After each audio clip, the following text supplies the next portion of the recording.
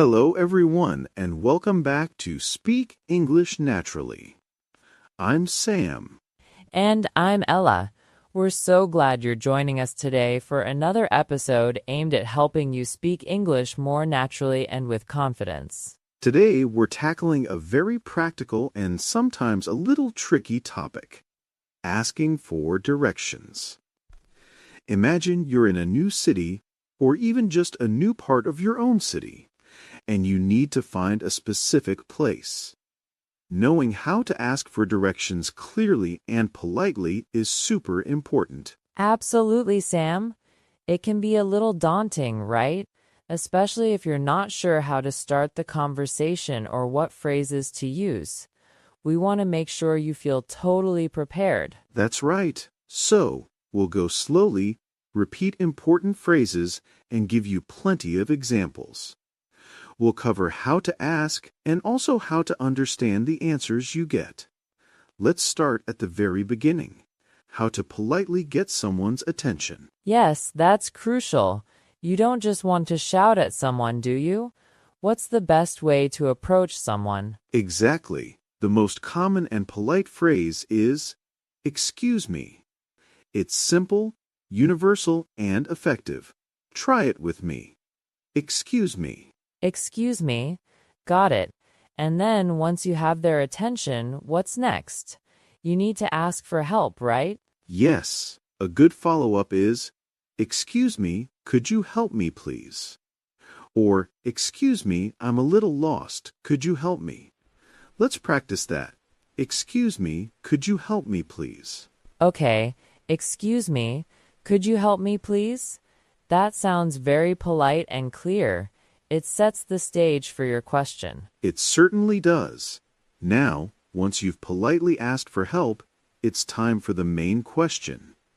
There are a few very useful phrases for asking where something is or how to get there. Okay, the core questions. This is what everyone wants to know. Exactly. Let's start with the most direct one. How do I get to? And then you add the place you're looking for. For example, how do I get to the train station? Or, how do I get to the nearest post office? So, how do I get to the train station? I like how straightforward that is, and it's versatile. You can put any place after it. Yes, it's very useful. Let's repeat it slowly.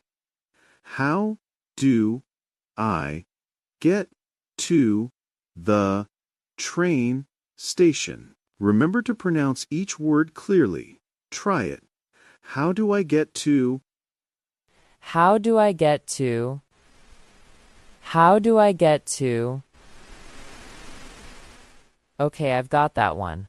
What's another common way to ask? Another great phrase is, where is?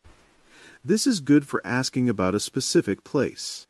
For example, where is the nearest supermarket?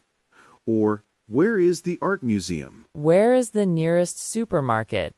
That's perfect for when you just need to find something quickly, like a shop or a restroom. Exactly. Let's practice that one slowly too. Where is the nearest supermarket? Again, nice and clear.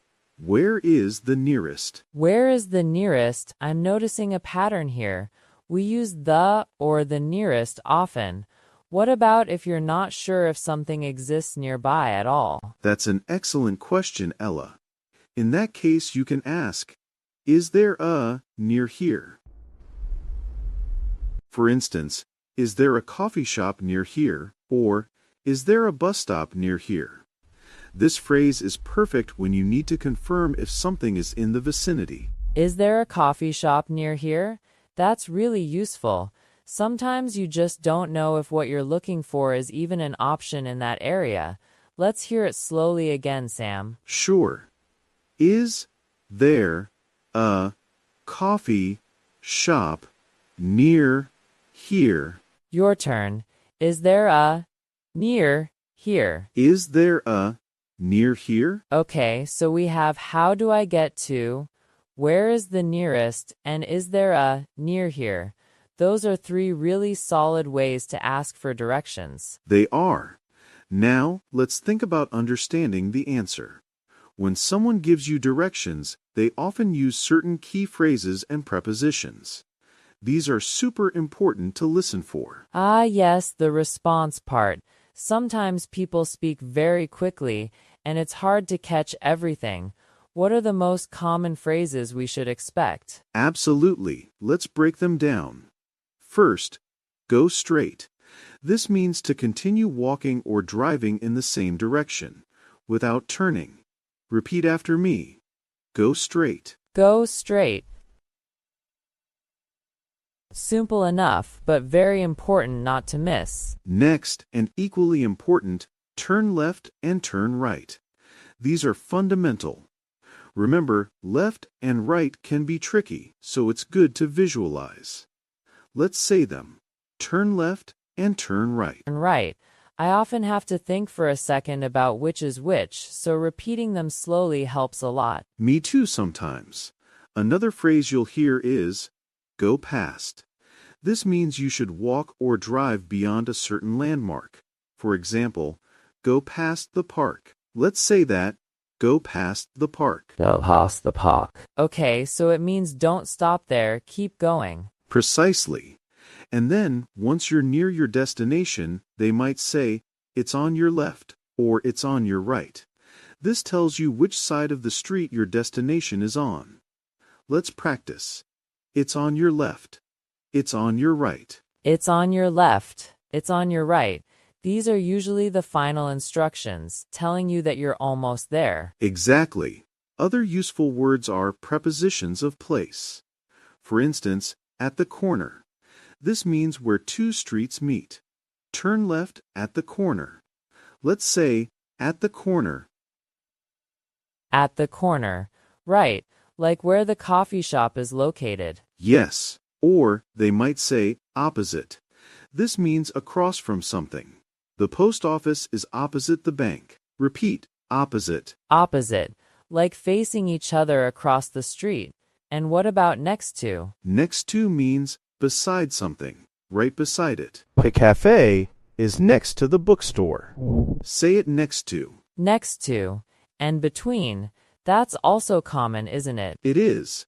Between means in the middle of two things. The restaurant is between the pharmacy and the bakery. Repeat, between. Between. Okay, so those are really helpful vocabulary words to listen for when someone is giving you directions. They are indeed. Now, let's try a little role play. Ella, imagine you need to find the nearest library. How would you ask me? Okay, let's see. I'd start with, excuse me, Sam, could you help me, please? I'm trying to find the nearest library. Excellent start. Very polite. And I would say, of course. The library isn't far. Go straight down this street for about 2 blocks. You'll see a big park on your right. Turn left at the traffic lights after the park. The library will be on your right, opposite the bakery. What did you hear? Okay, so I need to go straight for 2 blocks, then I'll see a big park on my right. After the park, I turn left at the traffic lights, and then the library is on my right, opposite the bakery. Did I get that right? Perfect. You repeated all the key information. That's a great strategy if you're unsure. Repeat it back to the person to confirm. That's a really good tip. Sometimes I worry about asking someone to repeat themselves, but it's better to be sure than to get more lost. Exactly. Don't be shy. Most people are happy to help, especially when you're clearly trying to understand. You can say things like, could you repeat that, please? Or, could you say that a little slower? Or even, sorry, could you point on the map if you have one? Those are fantastic phrases to have ready. Could you repeat that, please, is definitely going into my vocabulary list. Good. Let's try another scenario. I need to find a specific restaurant called the Old Oak Cafe. How would I ask you for directions, Ella? Okay, Sam. You'd say, excuse me, Ella, could you tell me how to get to the Old Oak Cafe? Perfect. And then you would tell me, Right. I'd say, sure. From here, walk straight ahead until you reach the big roundabout. Take the second exit. Continue straight for about 100 meters, then turn right onto Elm Street. The Old Oak Cafe will be on your left, just past the small park. Okay, let me just recap that to make sure I've got it. Walk straight to the big roundabout, take the second exit straight for 100 meters, then turn right onto Elm Street. And the Old Oak Cafe is on my left, just past the small park. Is that correct? That's absolutely right, Sam. You've got it perfectly. Excellent recap. Fantastic. See how useful it is to repeat? It really solidifies the information in your mind and confirms you've understood. It truly is. So to summarize the key phrases for asking for directions, we have, "Excuse me, could you help me?" followed by, "How do I get to?" "Where is the nearest?" or "Is there a near here?" And for understanding directions, listen for go straight, turn left right, go past, it's on your left right, and prepositions like at the corner, opposite, next to, and between. Remember to practice these phrases often. Yes, practice is key, and don't be afraid to ask for clarification if you don't understand something. It's better to ask twice than to get lost. Exactly. Look for landmarks too. People often use specific buildings, parks, or shops to help you orient yourself. If they say, "Turn left at the big red building," make sure you look for that red building. That's a fantastic point, Sam. Visual cues are so helpful. Sometimes, even if you miss a word, seeing that landmark can guide you. Absolutely. And if you're feeling really unsure, sometimes pulling out a map on your phone and asking, "Is it this way?" while pointing can also be a good strategy. It combines verbal and visual communication. That's a very practical approach for modern times. Technology can definitely be our friend when we're navigating a new place and learning a language. Indeed. So, we hope this episode has given you the confidence and the phrases you need to ask for directions effectively. Remember, communication is about making yourself understood and understanding others. And it's perfectly normal to need help sometimes. We truly hope so. Before we go, a quick reminder, if you found this lesson helpful, please give this video a like. Yes, hit that like button. It really helps our channel grow and lets us know you appreciate our content. And if you have any questions about asking for directions, or perhaps a funny story about getting lost, please share it in the comments below. We love reading your comments and interacting with you all. Your feedback helps us create more content that you'll love. And of course, if you haven't already, make sure to subscribe to the Speak English Naturally channel. Subscribing ensures you won't miss any of our future lessons on improving your English speaking skills. Ring that notification bell too, so you get an alert every time we release a new episode. Thank you so much for joining us today.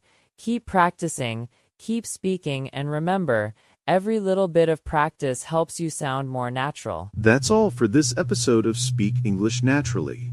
We'll see you next time.